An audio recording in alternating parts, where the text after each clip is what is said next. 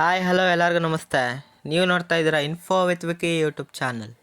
ಯಾರ್ಯಾರು ತಮ್ಮ ರೇಷನ್ ಕಾರ್ಡ್ನಲ್ಲಿ ತಿದ್ದುಪಡಿಯನ್ನು ಮಾಡಿಸ್ಕೋಬೇಕು ಅಂತ ವೇಟ್ ಮಾಡ್ತಿದ್ರೆ ಅವ್ರಿಗೆ ಆಹಾರ ಇಲಾಖೆಯಿಂದ ಭರ್ಜರಿ ಗುಡ್ ನ್ಯೂಸ್ ಬಂದಿದೆ. ಏನು ಅಂತ ಹೇಳಿದ್ರೆ ದಿನಾಂಕ 6/7/2024ರಂದು ತಮ್ಮ ರೇಷನ್ ಕಾರ್ಡ್ನಲ್ಲಿ ಪಡಿತರ ಚೀಟಿ ತಿದ್ದುಪಡಿ ಮಾಡ್ಕೊಳ್ಳೋಕ್ಕೆ ಆಹಾರ ಇಲಾಖೆ ಅವಕಾಶವನ್ನು ಮಾಡಿಕೊಡ್ತಾ ಇದೆ.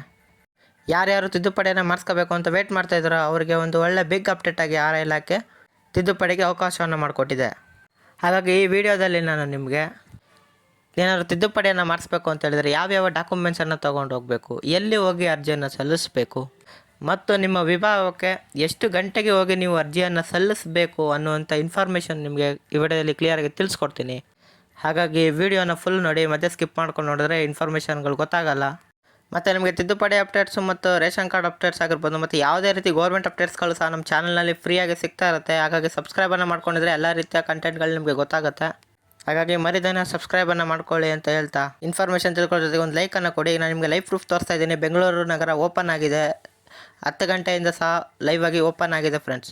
ಈಗ ನಾನು 2ನೇ ಲಿಂಕನ್ನು ಕ್ಲಿಕ್ ಮಾಡಿ ನೋಡ್ತೀನಿ ನೋಡಿ. ಬಳ್ಳಾರಿ, ಬೀದರ್, ಚಿಕ್ಕಬಳ್ಳಾಪುರ, ಚಿತ್ರದುರ್ಗ, ದಾವಣಗೆರೆ, ಕಲಬುರಗಿ, ಕೊಪ್ಪಳ, ರಾಯಚೂರು, ರಾಮನಗರ, ಶಿವಮೊಗ್ಗ, ತುಮಕೂರು, ಯಾದಗಿರಿ, ವಿಜಯನಗರ ಡಿಸ್ಟಿಕ್ ನಾನೀಗ ಕ್ಲಿಕ್ ಮಾಡಿ ತೋರಿಸ್ತೀನಿ ನಿಮಗೆ. ತಿದ್ದುಪಡಿ ರೇಷನ್ ಕಾರ್ಡ್ ಓಪನ್ ಆಗಿದೆ ಇಲ್ವ ಅಂತ ಲೈವ್ ಪ್ರೂಫ್ ಆಗಿ ನಿಮಗೆ ವಿಡಿಯೋದಲ್ಲಿ ತಿಳಿಸ್ಕೊಡ್ತೀನಿ ನೋಡಿ. ಇದೂ ಸಹ ಓಪನ್ ಆಗಿದೆ. ನೆಕ್ಸ್ಟು 3ನೇ ಡಿವಿಷನ್ನು ಸಹ ನಿಮ್ಗೆ ಚೆಕ್ ಮಾಡ್ಕೊಡ್ತಾ ಇದ್ದೀನಿ ನೋಡಿ.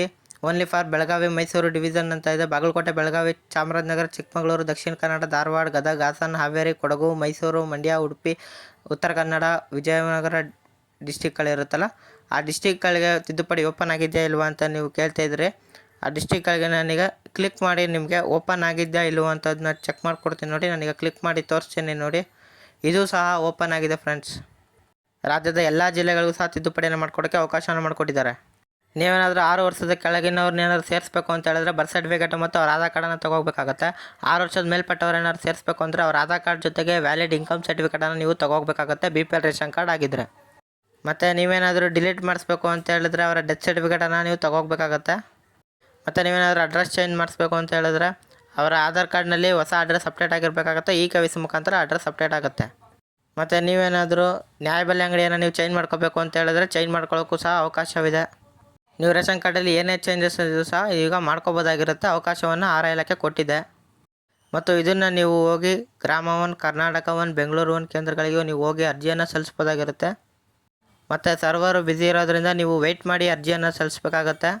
ನೀವು ನಾನು ಹೇಳಿದಂಥ ಡಾಕ್ಯುಮೆಂಟ್ಸನ್ನು ತೊಗೊಂಡು ನಿಮ್ಮ ಹತ್ತಿರದ ಗ್ರಾಮ 1, ಕರ್ನಾಟಕ 1, ಬೆಂಗಳೂರು 1ಗೆ ಹೋಗಿ ನೀವು ಬೆಳಗ್ಗೆ 10 ಗಂಟೆಯಿಂದ ಸಂಜೆ 7 ಗಂಟೆವರೆಗೆ ತಿದ್ದುಪಡಿಯನ್ನು ಅವಕಾಶ ಮಾಡಿಕೊಟ್ಟಿರ್ತಾರೆ. ನೀವು ನಿಮ್ಮ ಹತ್ತಿರದ ಕೇಂದ್ರಗಳಿಗೆ ಹೋಗಿ ಅರ್ಜಿಯನ್ನು ಸಲ್ಲಿಸಿ ತಿದ್ದುಪಡಿಯ ಲಾಭವನ್ನು ಪಡ್ಕೋಬೋದು ಅಂತ ಆಹಾರ ಇಲಾಖೆ ತಿಳಿಸಿದೆ. ನೋಡೋಲ್ಲ ಫ್ರೆಂಡ್ಸ್, ಒಂದು ಸಣ್ಣ ಮಾಹಿತಿ ಇತ್ತು ರೇಷನ್ ಕಾರ್ಡ್ ತಿದ್ದುಪಡಿ ಓಪನ್ ಮಾಡಿದ್ರ ಬಗ್ಗೆ. ಅದನ್ನು ನಿಮಗೆ ವಿಡಿಯೋದಲ್ಲಿ ಕ್ಲಿಯರಾಗಿ ತಿಳಿಸ್ಕೊಟ್ಟಿದ್ದೀನಿ. ಏನೇ ಡೌಟ್ ಇದ್ದರೂ ಡೈರೆಕ್ಟ್ ಕಮೆಂಟ್ ಬಾಕ್ಸಲ್ಲಿ ಕಮೆಂಟ್ ಮಾಡಿ. ಮತ್ತು ನಿಮ್ಮ ಫ್ರೆಂಡ್ಸ್ ಫ್ಯಾಮಿಲೀಸಲ್ಲಿ ಯಾರು ತಿದ್ದುಪಡಿ ಮಾಡಿಸ್ಬೇಕು ಅಂತ ವೇಟ್ ಮಾಡ್ತಿದ್ರು ಅವರಿಗೆ ಮರಿದೇ ವಿಡಿಯೋ ಶೇರ್ ಮಾಡಿ, ಅವ್ರಿಗೆ ತುಂಬ ಯೂಸ್ ಆಗುತ್ತೆ ಅಂತ ಹೇಳ್ತಾ ಈ ಥರ ಅಪ್ಡೇಟ್ಸ್ ಕೊಡೋ ನನ್ನ ಚಾನಲ್ನ ಸಬ್ಸ್ಕ್ರೈಬ್ ಆಗೋಗಿ. ಬಾಯ್.